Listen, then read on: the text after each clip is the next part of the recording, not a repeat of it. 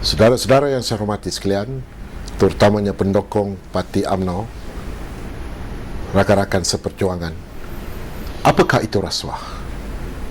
Seperti kita tahu, rasuah sekarang sudah menjadi satu perkara yang amat berat yang perlu kita tangani bersama dalam menghadapi musuh kita, terutamanya dalam pilihan raya yang akan datang. Rasuah merupakan satu penyakit yang begitu hangat dipertikaikan oleh semua pihak, terutamanya orang-orang politik ketika ini. Tuan-tuan dan puan-puan sekalian, saya mengingatkan dalam satu perjumpaan Tun Mahathir dengan UMNO bahagian Pandan di Janda Baik, Pahang, kira-kira 4 tahun yang lalu. Beliau berkata bahawa rasuah adalah merupakan satu penyakit yang begitu berat. Rasuah perlu diperangi habis-habisan kalau UMNO mahu rakyat menerimanya pada masa yang akan datang. Kata beliau, rasuah seperti kita memakan daging babi. Kalau kita menerima rasuah, maknanya kita seperti memakan daging babi. Apa jua hasil yang kita dapat daripada rasuah adalah hasil seperti hasil daging babi. Jadi hukumnya haram. Itu kata-kata daripada mantan Presiden kita, iaitu Tun Dr. Mahathir Mohamad, pada 27 Jun tahun 2009 di Janda Baik, Pahang. Tuan-tuan dan puan-puan sekalian, sekarang kita perhatikan rasuah merebak dengan begitu kuat sekali, terutamanya dalam pemilihan UMNO yang lalu. Saya mengungkit perkara ini di bahagian saya sendiri di Pandan, di mana dalam masa pemilihan, tuan-tuan dan puan-puan sekalian, rasuah telah berjalan dengan begitu hebat sekali. Berlakunya rasuah yang begitu ketara di Pandan di bilik nombor 166 Hotel Maluri Inn pada malam sebelum pemilihan. Ramai di antara perwakilan-perwakilan yang dirasa boleh dibeli telah dipanggil untuk datang ke bilik tersebut untuk mengambil habuan masing-masing. Ada yang dapat 2,000, ada yang dapat 1,000, ada yang dapat 500 dan ada yang dapat 300.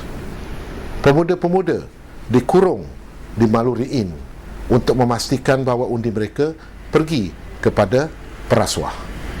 Ini adalah salah satu daripada contoh bagaimana rasuah telah pun berjaya untuk memenangi hati para pengundi untuk menentukan siapakah calon yang perlu mereka undi.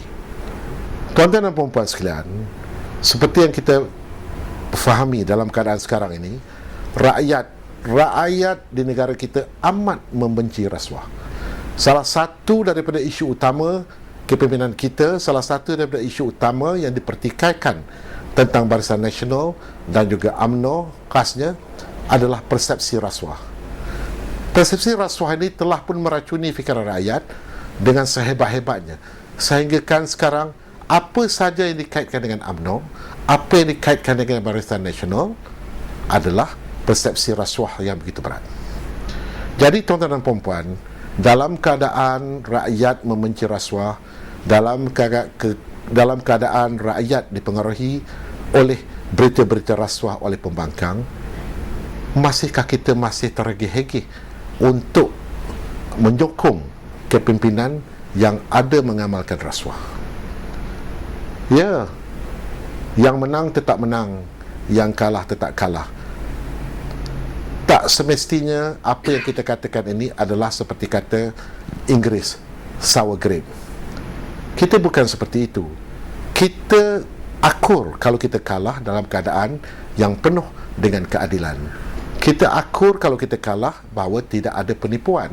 Kita akur kalau kita kalah tidak ada unsur-unsur rasuah yang menyebabkan kita tewas. Tetapi tuan-tuan dan puan-puan, kita kena berani menegakkan kebenaran. Kalau kita rasa apa kita tewas kerana kita dipermainkan, kita tewas kerana kita akibat penipuan, kita tewas kerana akibat rasuah, kita kena berani bangun menentang kemungkaran ini habis-habisan.